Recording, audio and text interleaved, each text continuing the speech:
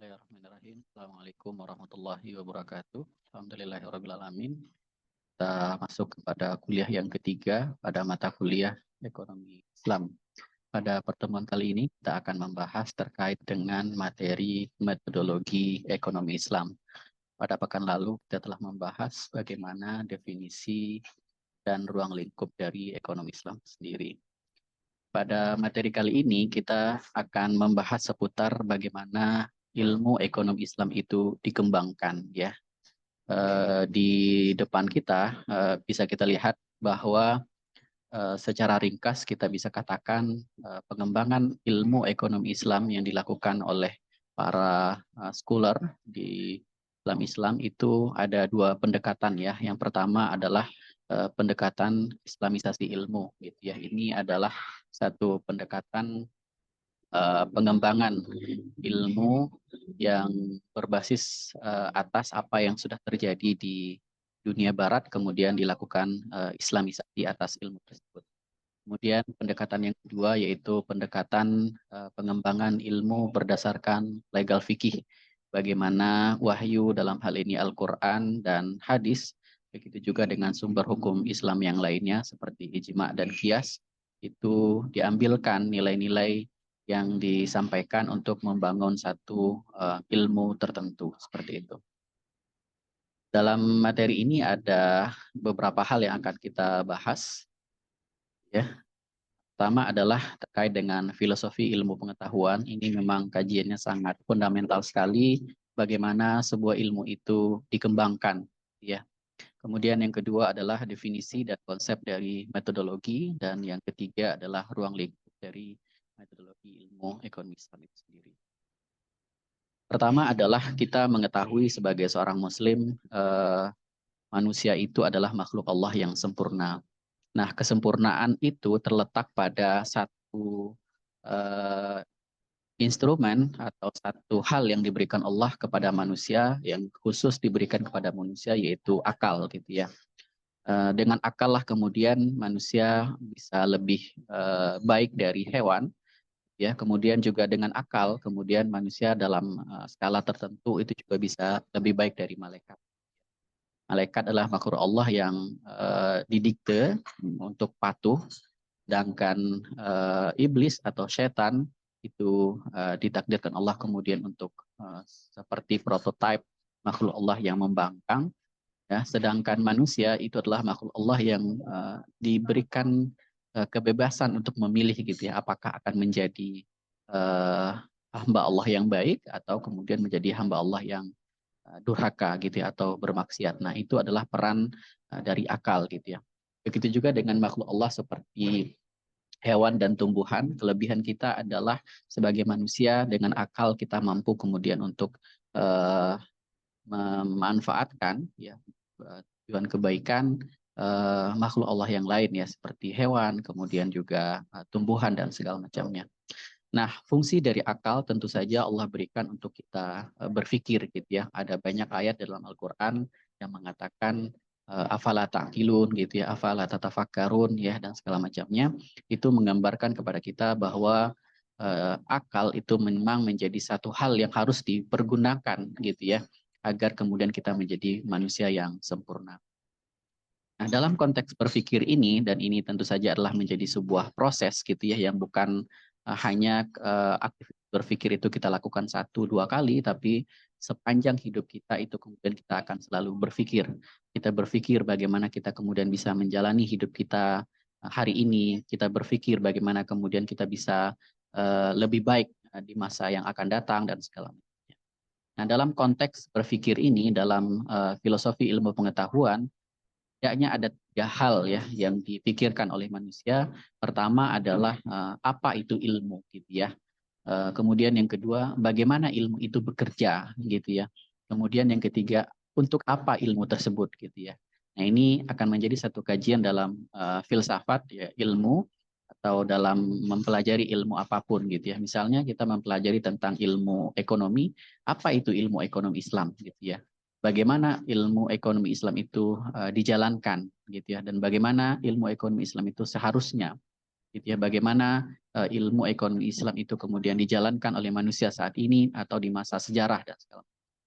Kemudian yang ketiga adalah untuk apa ilmu ekonomi itu kemudian dilakukan dan segala macamnya. Nah, ini tentu saja kemudian akan melewati proses yang terus-menerus dilakukan oleh manusia. Karena ketika manusia berhenti berpikir, tidak berproses, maka ketika itu dia akan menjadi sumut gitu ya. Ada banyak hal kehidupan yang kemudian tidak lagi mendapatkan solusi-solusi ketika manusia berhenti berpikir. Nah, dalam menjalankan proses berpikir itu ada banyak faktor yang berpengaruh ya. Seperti yang pertama adalah fasilitas informasi. Tentu saja orang dulu dengan orang yang sekarang yang hidup di dunia modern, fasilitas yang dipakai dan yang ada itu berbeda, sehingga menyebabkan proses berpikirnya juga berbeda. Orang-orang sekarang karena adanya fasilitas teknologi, kemudian proses pencarian ilmu itu kemudian bisa lebih baik, lebih cepat gitu ya dan segala macamnya. Kemudian yang kedua adalah lingkungan. Ini juga menjadi satu hal yang penting bahwa kita berada dalam sebuah lingkungan pendidik, maka kita akan juga terdorong untuk kemudian menjalankan fungsi-fungsi seorang pendidik, belajar, membaca, dan segala macam. Tapi kemudian ketika kita berada dalam lingkungan orang-orang yang tidak produktif, tidak mau belajar, dan segala macamnya, maka kita juga akan termasuk di dalam. Kemudian yang berikutnya adalah budaya. Dan ini juga penting bagaimana kemudian lingkungan sekitar kita, budaya yang kita anut, ya itu kemudian juga akan mempengaruhi kita. Misalnya terkait dengan budaya membaca misalnya.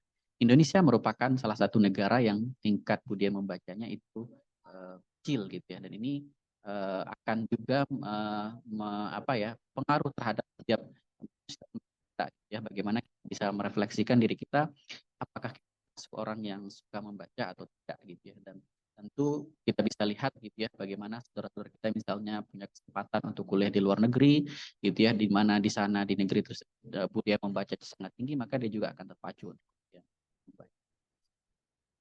Nah, dalam proses berpikir itu kemudian itu semua dirangsang karena ada rasa keingintahuan. Kenapa kita perlu berpikir? Karena kita ingin tahu gitu ya. Nah, rasa ingin tahulah inilah yang kemudian akan menjadi stimulus bagi manusia untuk berpikir. Nah, rasa ingin tahu ini itu nanti konteksnya bisa bersifat pengetahuan gitu ya, pengetahuan atau dia sudah menjadi sebuah ilmu gitu ya. Kalau pengetahuan itu sifatnya adalah ya, informasi gitu ya.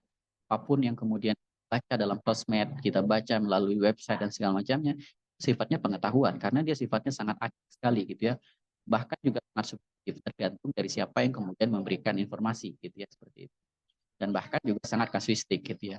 Sedang kalau ilmu tentu saja ini adalah sebuah tingkatan berpikir yang kemudian juga sudah jauh lebih advance karena kemudian proses ini sudah dilakukan secara sistematis gitu ya, bahkan kemudian sudah melewati empiris, kemudian juga objektif dan bahkan juga terbuka ruang untuk kemudian kita berdiskusi. Ini bisa kita lihat ya bagaimana filosofi ilmu pengetahuan itu berkembang dan ada dalam kehidupan kita sebagai manusia gitu, yang diawali dari akal sebagai satu nikmat berharga yang Allah berikan kita sebagai seorang manusia. Nah, lalu bagaimana kaitan ilmu dengan filsafat ilmu gitu ya? Tentu saja adalah sebuah ilmu itu dikembangkan dari satu filsafatnya. Karena hal-hal basic dari sebuah pengembangan ilmu itu ada dalam filsafatnya gitu ya. Jadi sebuah filsafat ilmu itu adalah suatu bidang ilmu yang memiliki lingkup kajian tentang hak ilmu itu sendiri. Kenapa sih harus ada ilmu ekonomi Islam? Kenapa tidak kemudian kita menggunakan ekonomi konvensional saja? Maka itu kemudian harus dikembangkan. Jadi hakikat ilmu itu sendiri. Kemudian yang kedua adalah cara kerja ya gitu ya, atau prosedurnya. Seperti apa kemudian ilmu itu berkembang ya, dikembangkan, dilakukan gitu ya, dipakai, diaplikasikan dan segala macamnya. Kemudian yang ketiga juga adalah dalam filsafat ilmu itu juga kemudian memastikan bahwa ilmu tersebut itu adalah berbasis logika. Artinya dia bisa diuji, kemudian secara logika itu bisa diterima. Nah, maka dalam konteks ilmu ini, filsafat ilmu ini bisa kita lihat sebagai sebuah disiplin ilmu yang dimana dia dipelajari. Kalau nanti teman-teman punya kesempatan untuk kuliah di S2 ataupun S3, kita akan belajar tentang filsafat ilmu gitu ya. Karena tentu semakin tinggi pendidikan seseorang, maka dia harus kembali kepada basic gitu ya. Kenapa ilmu itu harus ada gitu ya. Atau filsafat ilmu kita maknai sebagai sebuah landasan filosofis bagi kita untuk bertindak, berpikir gitu ya, dan segala macamnya. Kemarin kita lihat ada Islamic worldview gitu ya, bagaimana cara pandang Islam terhadap sebuah aktivitas ekonomi gitu ya. Jadi dia bisa dianggap sebagai sebuah disiplin ilmu yang diajarkan di kelas-kelas atau di forum-forum ilmiah, atau menjadi sebuah landasan berpikir ketika kita kemudian mencerna sebuah informasi atau ilmu. Nah, dalam konteks ini filsafat ilmu itu ada yang sifatnya umum gitu ya, ada juga yang sifatnya khusus gitu ya. Artinya dia sudah sangat spesifik terhadap ilmu-ilmu tertentu. Dalam konteks ini bisa kita lihat bahwa itu adalah ada filsafat ilmu ekonomi gitu ya, ada filsafat ilmu psikologi, ada filsafat ilmu matematika dan segala macamnya. Biasanya orang-orang yang kemudian mendalami satu ilmu tertentu, maka dia akan melihat bagaimana sebuah ilmu itu awalnya dikembangkan seperti apa dulu hal-hal fundamentalnya dan segala macamnya seperti itu. Kemudian terkait dengan ilmu itu sendiri, ilmu itu akan menjadi satu pembeda ya, apakah sebuah informasi itu dianggap sebagai sebuah ilmu atau belum bisa dianggap sebagai sebuah ilmu atau hanya sebatas pengetahuan. Ya, kemudian berikutnya adalah bagaimana ilmu itu kemudian bisa dikembangkan dari masa ke masa gitu ya. Gitu. Nah, berikutnya adalah filsafat ilmu itu sendiri menjadi satu bagian penting yang mendasar dari sebuah pengembangan sebuah ilmu. Jadi filsafat ilmu itu merupakan cabang dari ilmu filsafat gitu ya. Kemudian dalam filsafat ilmu itu ruang lingkupnya atau apa saja yang dibahas itu ada 3 hal ya. Yang pertama adalah terkait dengan apa, what gitu. Kemudian yang kedua adalah terkait dengan why, dan kemudian yang ketiga what for gitu ya, untuk apa ilmu pengetahuan itu. Nah, dalam filsafat ilmu itu dikenal dengan istilah yang namanya ontologis, gitu ya, kemudian epistemologis, kemudian yang ketiga adalah aksiologis, gitu ya. Kalau ontologis itu berarti dengan apa? Berkaitan dengan apa yang dipelajari, subjek atau objek dari studi sebuah ilmu itu.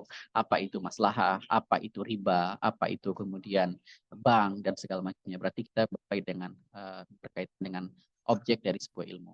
Kemudian yang kedua adalah epistemologi. Ini akan berkaitan dengan bagaimana sebuah objek itu dikembangkan, ya, menggunakan metode tertentu, gitu ya. Seperti itu.